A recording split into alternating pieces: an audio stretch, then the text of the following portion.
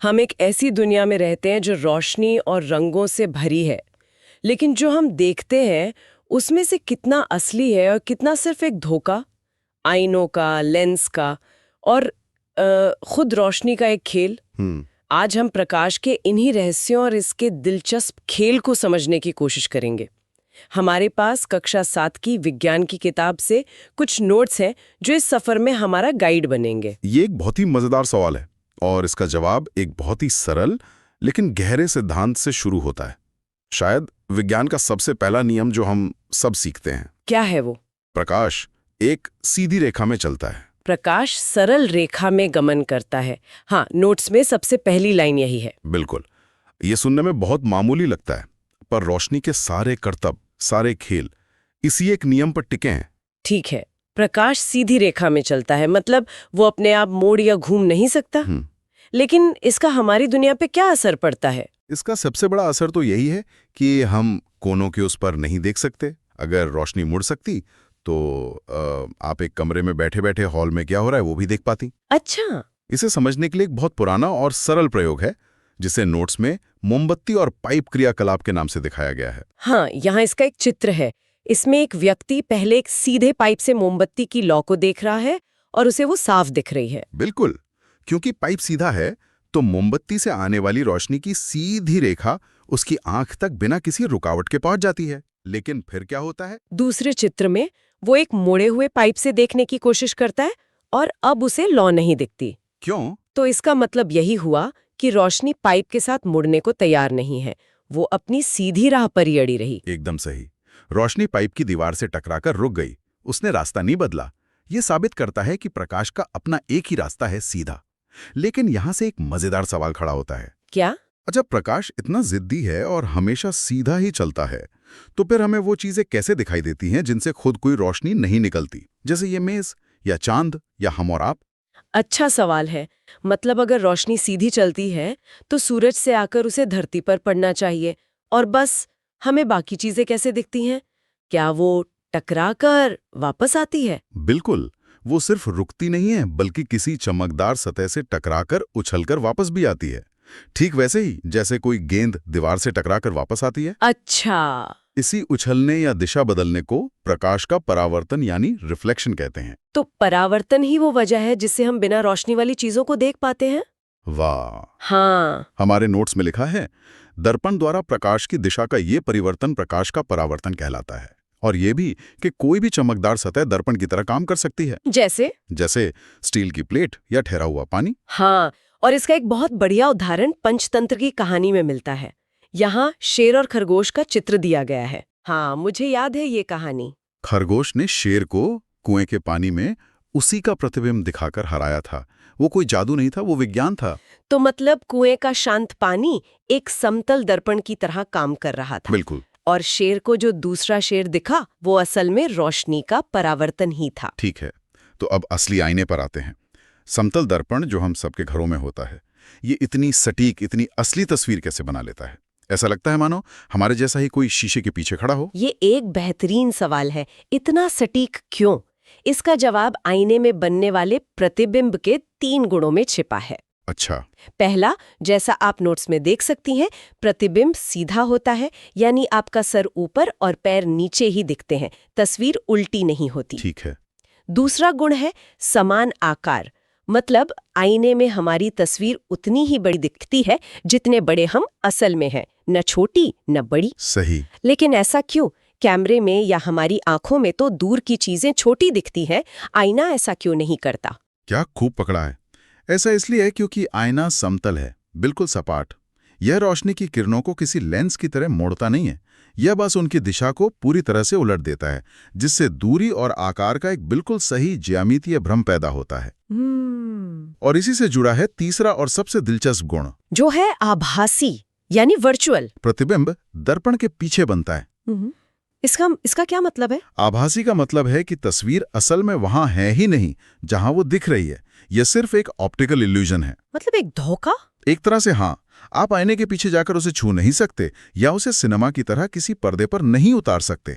वो बस हमारी आंखों और दिमाग के लिए मौजूद है। और दूरी का भी यही हिसाब है ना? हाँ यहाँ एक शतरंज बोर्ड वाला प्रयोग दिखाया गया है। हाँ वस्तु आईने से जितने खाने आगे है, तस्वीर भी आईने के पीछे उतने ही खाने दूर दिख रही है।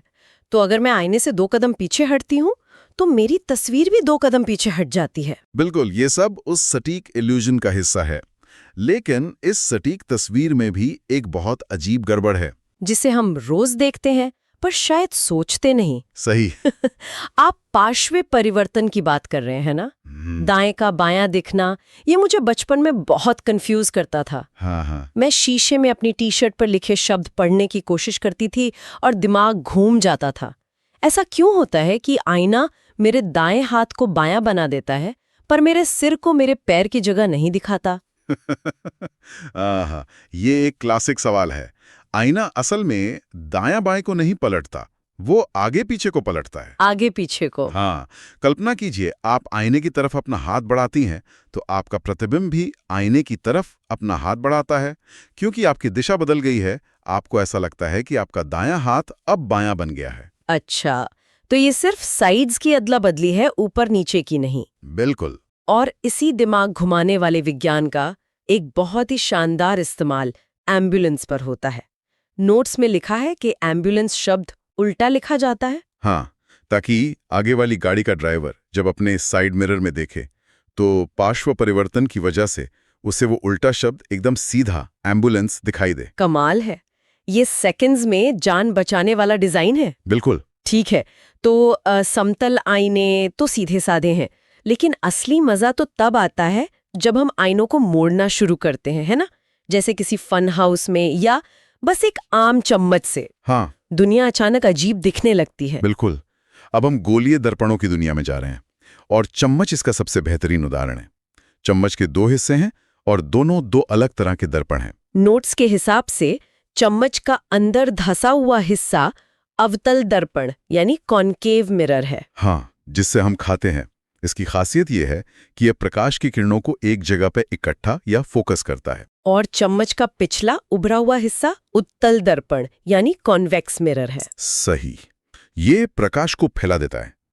अब आपने अवतल दर्पण से जुड़ा एक और बड़ा रहस्य छेड़ दिया है। हाँ, आपने कहा था कि समतल दर्पण का प्रतिबिंब आभासी होता है। हाँ, जिसे पर्दे पर नहीं उतार सकते। लेकिन नोट्स में क्रियाकलाप है जिसमें अवतल दर्पण से सूरज की रोशनी को एक कागज पर फोकस किया गया है और वो कागज जलने लगता है। ओ हाँ, वो जो जलता हुआ चमकदार बिंदु है वो सूरज का वास्तविक प्रतिबिंब है। इंतजार। तो इसका मतलब उस प्रतिबिंब को पर्दे पर यानी कागज पर उतारा जा सकता है। बिल्कुल। तो ये आभासी नहीं है, ये वास्तविक है। अब आप समझी, यही वास्तविक और आभासी प्रतिबिंब का मुख्य अंतर है। जिसे पर्दे पर उतारा जा सके वो वास्तविक है, जैसे सिनेमा हॉल की तस्वीर, और जो सिर्फ आईने के अंदर दिखे वो आभासी है। और अवतल दर्पण वो दोनों तरह के प्रतिबिंब बना सकता है। हाँ, बना सकता है। कैसे? नोट्स में लिखा है कि जब वस्तु दूर हो तो प्रतिबिंब वास्तविक और उल्टा बनता है, और जब वस्तु बहुत पास हो तो आभासी सीधा और बड़ा बनता है। इसे चम्मच से करके देख सकते हैं। चम्मच के धसे हुए हिस्से को दूर से अपने चेहरे के सामने लाइए, आपको अपनी उल्टी तस्वीर दिखेगी। उल्टी? हाँ, ये वास्तविक प्रतिबिंब है। आप चम्मच को अपनी आंख के बिल्कुल पास ले आइए। अच्छा। अचानक आपको अपनी आंख बहुत बड़ी और सीधी दिखाई देगी।